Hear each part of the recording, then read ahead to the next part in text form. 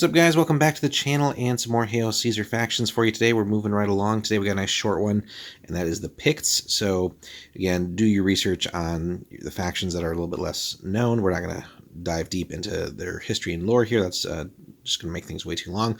But the Picts are interesting just because there isn't that much known about them, or at least as much as we would like to know in some cases. So that being said, it's an interesting list and one that is definitely going to gear towards infantry, with cavalry actually being able to be up to a quarter of the army, although that in some ways maybe seems high.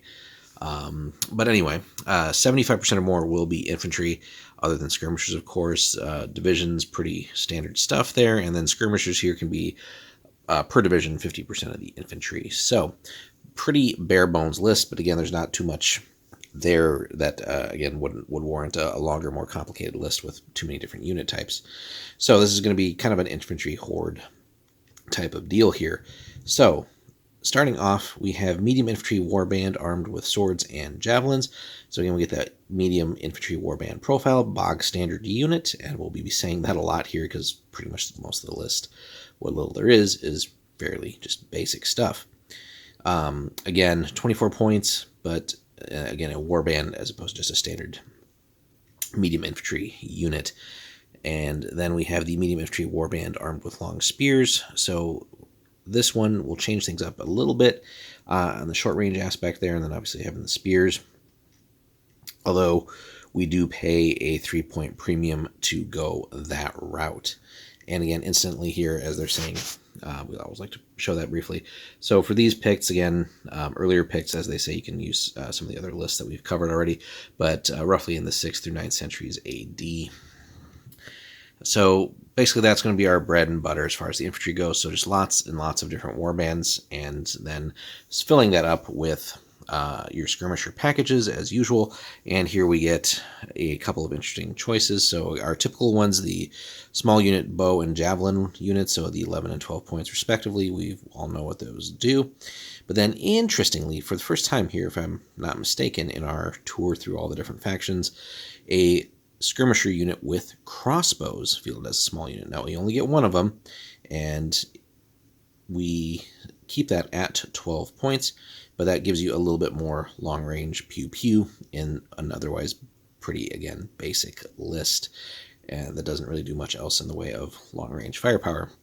So again, being a one-of unit, it could be just cool just to take the time to model it and have that, and just have something unique and interesting on the board. But otherwise, it's not really going to hit that much harder than your bows. But again, cool standout nonetheless as we gradually transition to later time periods here.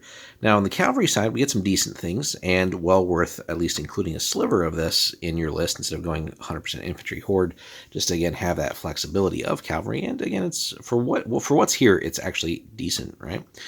Medium cavalry bodyguard unit with spears, javelins, and up to 1 unit. So again, we're going to be taking this, right? Why would you not have access to that? So again, pretty standard, 27 points for medium cavalry, but given that we can only have 1 unit, there's an upgrade possible. So, if you're taking the cavalry bodyguard, the medium cavalry here, and you don't pay the 1 extra point for the fierce fighters upgrade here, then you're just silly. You're doing it wrong, right?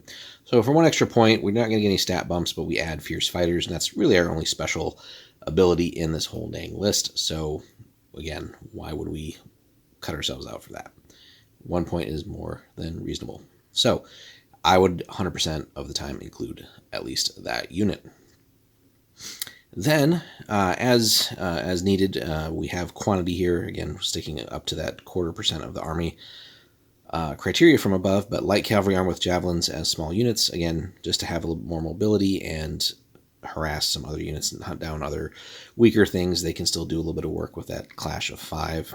But there you have it. So again, bread and butter of the army, the bulk is going to be those warbands with plenty of skirmishers to be annoying and do their thing. And then really your one super punchy unit that will also give you also some of that mobility is going to be that medium bodyguard unit. But again, it needs to be used very carefully, and essentially will be with most likely with the general or near the general as well. But again, light cavalry, plenty of those available. So could be an interesting list, but again, it definitely has to be played carefully. You don't have just, tons of stellar units and other amazing options to just make up for maybe less than ideal playing decisions. So this is going to be another one of those lists where I think, you're going to be playing a little bit on hard mode, especially if you're going up against some of the bigger, more well-known contemporaries for this time period, and some of the more well-known ones. But just you still have a chance, but again, it's going to be requiring a lot of smart play. Now, interestingly, I would have before looking at the list, I would have guessed maybe that they would have again stuck with leadership 7, but no, we actually still get leadership 8 here for the general and the commanders. So it basically will run fairly well, assuming you make some smart play decisions, and again, just hope to get charges off wherever possible, and then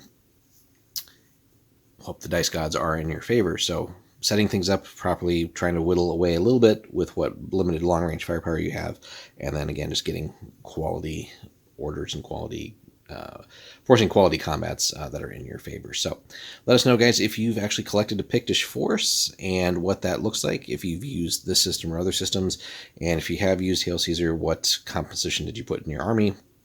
And would love to hear some war stories that you have. So hit us up in the comments there, guys. Like and subscribe. And with a new edition of Hail Caesar on the way, also check that link in the description, guys. If you pop over to there and pick up anything from Warlord, that will help support the channel. So please consider doing that, especially if you are planning on taking advantage of some of their offers and special sales that they have going on right now for November for all things Hail Caesar, SPQR as well. And again, pre-orders for the new edition of Hail Caesar come up pretty soon. So definitely consider that, guys. Appreciate all the support, and we will see you in the next one.